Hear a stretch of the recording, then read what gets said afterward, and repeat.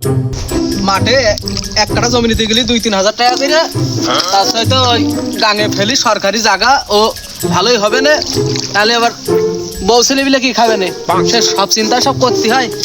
জমিটা একটু মেপে থিয়ে যায়, মাপামাপি যাই হলে ভালোই হলে ওটা জায়গাটা একটু সাফ করে আনি। পাতা মাথায় কি সাফ করছে আমার জায়গার উপরে? ভাই এই পাতো ফেলবো একটু, সে মাঠে এক কাঠা জমি নিতে গেলে 2-3 হাজার টাকা করে, তা দেখবা যে সরকারি জায়গা এইখানে একটু ফেলি, শক্তিশালী হবে না জায়গা ভালো। জায়গা জমিটা আমার, তুই কোন কাজে সে সরকারি জায়গা মালিক আনে? জমিটা আমার, আমি তো ভাই তো জমির ওপর ফেলছি না, আমি তো ফেলছি নিচে। ওই জমি যখন আমার পুরোটা আগা বনেছে সব আমার, এই জায়গা সরকারি কোনো জমি নেই এখানে।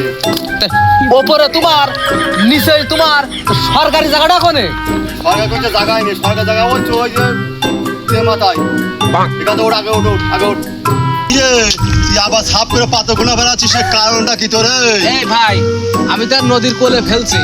ওরে বাপ দাদারা করে আসছে আগাগুলা সব আমার, তুই এদের পাথর কি করে ফেলি, তুই ধাতা থেকে কমতো না, সে কারণটা কি তোর?